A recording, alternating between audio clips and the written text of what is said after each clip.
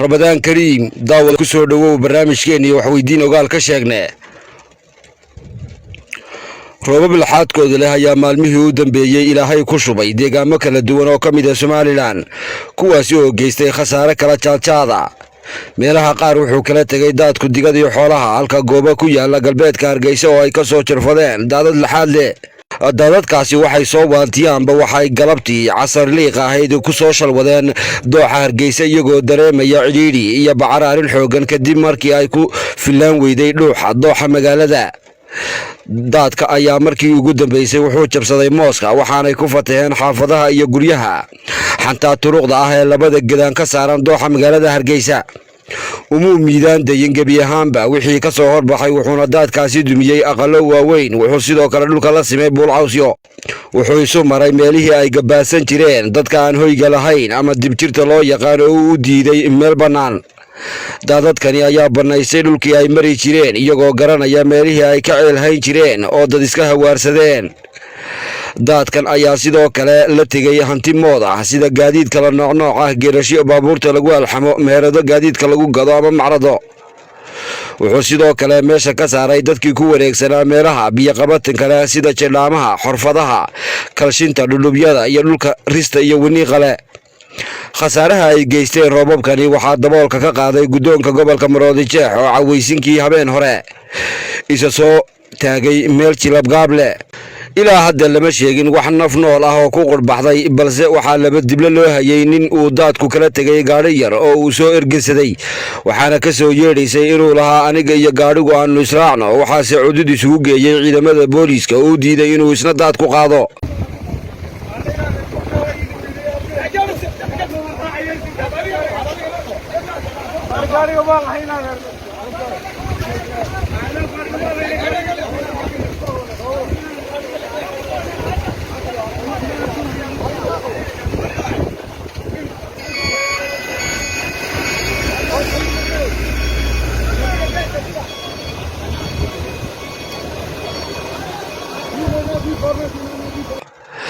dooda kale waxa iyana gabi ahaanba laga gowriyay gaadiidka isaga kala goosha daamaha xaafadaha Hargeysa inay maraan taabsinta ama biriishka dhexmara magaalada kadib markii maamulka magaaladu ku taliyeen inuu duumayo hadii la dul socdo iyadoo gaari la saaran yahay iyaguna waxaa hakad kan la mid ah galay gaadiidka xamuulka ee Burco iyo Hargeysa dadka u kala daabula kuwaasoo u babacdhigi waayay dooxyada iyo dhulubyada ku yaala inta ka dhaxle magaalooyinkaasi oo isu marayay gawar ilaa gawar biyahan taagta leh isqabsaday masaafada inta leeg waxay warar ku cadeeyeen wixii ay khasaare geystaan inaan biyaha ama daadka wax laga saareen balse wax laga saarayo khaladkeedana ay leedahay bulshadu waayadeed meel kasto biyo mareena waxa lagu mirtiray deegaan iyo aqal tub tiyo vacancy loo diiday meel ay maraan diriin biyahi xilli qof kasta iska moosay oo laga daalay dhagax iyo niis iska rogooyin lagu soo dadalay dadka wax saadaaliya waxay biniixinayaan inaan gabar ka malaasnayn roobabka iyo mahigaanada soo fool tan iyo bilaha soo aadan iyadoo loo soo jeediyay dadka inay ka hayaamaan ama ka dheeraadaan ugana maqnaadaan sida ay uga baydadeen goobahaasi dad wax laga weydiiyay oo ku sugnaa goobaha daadku ku yimi waxay sheegeen in maalinta ay ku badbaadeen balse hadduu ku imaan lahaa daadku goor habeenimo ay ishu dhig yeelan lahayd dhinaca kale waxaa habeen hore fiidkii muska dhayda ka dhigay raxan libaaxyo ah oo ku xaraysneed beer ku taala bariga magaalada Hargeysa cali maxamed waran caade oo leh xayiigta libaaxyadan oo goor dambe u waramay quraaradaha warka duuba xilli uu ku jeeray qarna qori babaashaaya ayaa sheegay in libaaxyadaasi jiireen qofkii wax siin jiray oo markaa afuro u diyaarinayay maadaama uu libaaxu Soomaaliya sidoo hadalka u dhigay wuxuu sheegay cali waran caade in laba libaax oo muska sariirtay ay qabteen laba nin oo kamid ah shaqaalihiisa oo mid la dhaho jumbo wuxuu tibaaxay in kan labaad oo jiis ah ay cagta u saareen rag loo tababaray wuxuuna intaa ku daray wasiir hore cali waran caade in midkaas oo leedyanayo uu dusha kaga dhacay afo hor qayubneyd gurigeeda isla markaana uu dhaawayo culus u geystay kadib markii uu saanta kala degay madaxa wuxuu sheegay in afada libaaxu faylfaylay iyo kan soo daayayba ay isku dir iyo daabaan ahaayeen isla markaana markuu gabadha qabsaday libaaxa laftiisa dhaawac loo geystay oo rasaasi jiidaysay isla jeerkaasna uu naflacaarigii la galay kob cufan oo beerta waxba ka fogeyn taasoo uu isqabsaday tiinka garanwaaga iyo dhirta kaleba wuxuu sheegay in ciidamada nabadgelyada oo soo gurmaday ay isku gadaameen kobtii libaaxu dhabacanayay wuxuu sheegay in kastoo libaaxaasi uu aanadiisa u dhintay dameer meesha ku xidhnaa oo xabada sakati ah ay askartu madaxa kaga dhufatay misena in hiirtii waa beri halkaa lagu gaban waray ninkaa odayga ah oo ilaa habeen horeba Hargeysa ka seexan weyday. waxaa la sheegayaa in dab la qabadsiiyey haraggiisa iyadoo aan sidoo kalena loo kala hadhin libaaxa kadib markii la isu weydaartay jiidkiisa iyo saantiisa oo lagu ciyaaro, waxaana tib la dhacayay caruur iyo dumar ilaa habeen hore u soo bixi waayey suuqyada, kuwaasi oo ka suxuuran kari waayey.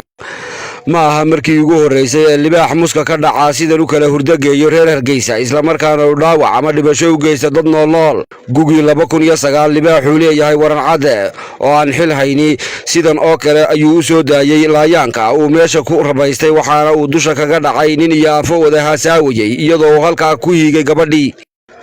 wadaad wasiir ka ahayd wasaaradda deegaanka iyo horumarinta reer miyiga Somaliland laguna magacaabo Shukri Xaaji Ismaaciil Bandare ayaa ka dhawaajisay jawaabna ka bixisay inay wax qarash ama lacag ku bixin doonin xukuumadda Somaliland bahalo iyo dugaag dhex dhabacanaya caasimadda Hargeysa isla jeerkaasna loo daabili doono sida tan iyo deegaanka Dibis oo hore u ahayd xaruntii kuuliyada ee xukuumaddii Soomaaliyeed lana dhaho crash program. si kastoo yahaataba dadka wax qujeeya ama dadka xanta waxay ka wadi waayeen in libaaxyadu muska ka dhacaan marka duqo camal la'aan dareemo, waana fariin ku socota ama ayba u dhagorag tahay sidan iyo xukuumadda madaxweyne Biixi oo dhagaadkaan laga soo taagay. dhanka kale waxaa habeen hore qaali ka noqday gaadiidka yaryar ee duqaanka magaalada Hargeysa halka la isku moosay masaajida iyadoo sidoo kalena ay qiir noqotay meel bannaan oo loo kaadi tagaa. waxaa subaxii markii waagu baryay la daadiyey suxuurtii oo baariday kadib markii habeen hore oo dhan la waayay cid soo suxuur doonata. ugu dambayn daawade habeenka libaaxu muska ka dhacay bahda Taar TV oo ka mid ah duulka nafta ku tabca waxay u hoydeen gaari dhexdii kadib markii ay xajin waayeen aqal la galo gudihiisa. haddii aan daawade afka saarno bariga fog dowladda Ruushanka ayaa sheegtay inay samaysan doonto hub iyo saanad dagaal oo aan hore loo arag loona maqal. waxay tibaaxeen inay baraqboodin doonaan ama macmaci doonaan gataalo shayaadiin ay ula baxeen oo u kala bixi doona shaydaan 1, shaydaan 2 iyo shaydaan 3. waxay sheegeen inay samaysan doonaan gujisyo badda hoos u quusa oo lagu xidhi doono gantaalaha xambaara sunta dhira dhabatada iyo dacarta la isku walaaqay.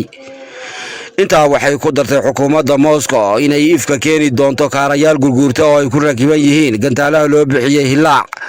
kuwaasi oo wax ka tari doona soona ridi doona diyaaradaha samada wax ka tumaatiya. waxay ku biirisay dowladda Moscow inay iyana samaysan doonto muraayadaha cadowga lagu arko iyo raadarada nacabka sheega. dhammaanba hubkan wadartooda guud waxaa magacooda ay ku sheegtay dowladda Vladimir Putin in la dhaho garaacista maalinta istaaga, afka carabidana lagu dhaho daaribatul qiyaame. guga 2022 ayay sheegtay Ruushku inay ka faraxalan doonaan bilqalaxdan ay dhalaalinayaan, waxaana la xaqiijinayaa inay ku kaliiftay samayntiisa kadib markii awoodda NATO wadnaha u fadhiisatay xukuumadda ka hadhay dowladihii awoodda badnaa ee bariga dunida lana oran jiray waaso xilliyadii ay ka aduurdhabeeyeen midowgii Sofiyeeti. ruushka ayaa la kulaalayaa waxayna reer galbeedku u soo fadhiisteen 4 beenajo iyagoo ku soo kubaareeyay, waxaana caasha saartay awoodda ururka NATO oo aan furo loo geyn, taasi oo Vladimir Putin u yeeshay bayr iyo sas uu ka laamadoodsan kari waayey. dhinaca bariga dhexena daawada duulka la dhaho sahnuuniyadda ama fogaaday ee xagga diinta ayaa buur ku taala xagga barina ka saaran magaalada Xayfa oo ay ku dhiganayeen Sabtiyays. waxaa mar keliya iska soo shubay gosha buurta, waxayna noqdeen wax dhintay duul beerku kala go'ay iyo darsha jabay. waxaa la sheegayaa inay halkaa ku qurbaxeen 40 qof, sidoo kalena ay dhaawacmeen 130 kale oo jibaysan. waxaa la tibaaxayaa in shilkan uu keenay wax xilli iyo quulo celin oo ay halkaa ku malmaluuqayeen iyagoo iska jibooday isna jiidhay. intaa kadib waxaa halkaa soo gaadhay gaadiidka dhooliga ay ku xidhan yihiin caroogyada qaylada badan, sidoo kalena ay saaran tahay shimbir malagtu. ra'iisul wasaaraha Yuhuudda Benjamin Netanyahu oo ula socdo taliyaha bilayska iyo sarkaal wardoonka ka socda oo meesha iyana isa soo qutulay, waxaa la sheegayaa in la dhagax dhoomiyey, taasoo dib ugu celisay iyagoon xiiq tiran meeshay ka soo hangagaareen. daawade weli waxaynu ku jirnaa wararkii Yuhuudda afayeen u hadlay dowladda Israa'iil ayaa daboolka ka fayday inay soo wajahday xukuumadda Benjamin Netanyahu guuldarratii u weynayd abida xagga itaalka. wuxuu sheegay in la iska raaciyey 2 warshadood oo gantaalo lala beegsaday, kuwaas oo aan ilaa hadda la ogeyn 4 beenajo meel looga yimi. warshadahan ayaa midi tahay tii huuri jirtay ama walaaqi jirtay sunta waabayda iyo dhira dhabatada, halka talabaadna ay tahay mid lagu sameeyo gantaalaha isla jeerkaasna xilligaa la wada jegleelka dayax gacmeed loo dirayay sidan iyo cirka. intaa wuxuu ku daray afhayeenkan in meesha ay ku sugnaayeen rag wax la baray farsamo yaqaano iyo birmaallo door ah kadibna gantaal aamuso la huwiyey oo ay dhammaantood wada madago'een isla markaana halka ay ku dugaadhoobeen. wuxuu sheegay markii gantaalkani ku soo hoobanayay inaanu jirin gebi ahaanba midafka juuq ka yidhi qalabkii ay meesha u dhigteen inuu ka baaciyo ama u sheego waxa soo sanqanaya ama soo guuxaya. Israa'iil waxay ka dhawaajisay inay wadnaha farta ku hayso sida fiintana uga sii hooyeyso waxa kaga soo quban doona Jamhuuriyadda Islaamiga ah ee Iiraan. waxaa la sheegayaa inay dhinaca Maraykan u dirtay kooxo maratuur ah oo go'aan lulaya kuwaasi oo ku wargeliyay Washington in fadhiga laga kaco oo la isa soo galay maadaama Yuhuudi iyo Nasaare walaala yihiin. waxay ka codsadeen in looga fadhiyo xukuumadda Joe Biden wixii lagu nagayn lahaa Yuhuudda ka kala ridan wixii gaa ka hadhay dad iyo dowladdii la odhan jiray Falastiin. baroorta gaadhay Maraykanka ayaa Israa'iil ku sheegtay in xaggan iyo Lebnaan laga dhigay ururka Xisbullah oo la sheegay inuu ku jeeni qaaran yahay 150,000 oo gantaal. xaggan iyo Suuriyana waxay Yuhuuddu sheegtay inay ka kulaalayaan ilaa 5 maleeshiya oo Iiraan waqaqayso iyo maraakiib dagaal. waxay sidoo kale biniixisay in Xamaasna ka fadhido gudaha Falastiin taasoo haysata wax ka badan 2,000 madfac. gabagabadii waxay Yuhuuddu sheegtay in Fatah col ka bariisanayo sidoo kalena ay u dheertay xukuumadda Ayatollah Ali Khamenei oo markay doonto soo bilaabaysa waxeedu xilka lahaa. ugu dambeyntii Somaliland madaxweyne Biixi waxa uu xafiiskiisa ku qaabilay wafdi ka socda dowladda Qatar oo hogaaminaya ergeyga gaarka ah ee dowladda Qatar Dr. Mutlaq bin Majid Al-Qahtani oo maanta safar ku yimi Somaliland. intuu kulanku socday waxyaabaha laga wada hadlay waxaa ka mid ah xoojinta xiriirka labada dal sidii ay dowladda Qatar xafiis diblomaasiyadeed uga furan lahayd Hargeysa iyo sidoo kale sidii hay'adda gargaarka u qaabilsan dalkaasi xafiis ugu yeelan lahayd Somaliland.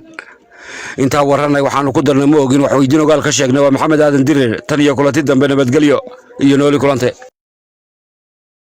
suubiye money exchange ugu soo hagaag sarifka adeega lacagta darabaysan ee saadiyay dahab sariflahan baxee samada maree sida sagalka roob dhulka wada simee Soomaali idin lagu wada socdaa maka suubiya sariflaha tagay siduu yahay daruuseer ma weyda dirir ama sabaxareed ama geeda sirow sabadii ka baxay lagu guuray subax maka suubiya rabow sara u qaad waa mid lagu socde haddaad u dhiradhaasato inaad waxoogay ka wala curaagato lacagtuna kaaga jirto saad adoon meel kale u daqaqabin fadlan taabo xidig 353 44 xidig qadarka lacageed 4 gees sarifka lacagtaada ee kaarka dahab waxaad taabanaysaa haddaad u baahi qabto inaad ehelkii wax u tuurto fadlan taabo xidig 1 xidig 9 3 eber 4 3 eber 3 xidig qadarka lacageed iyo 4 gees suubiya money exchange.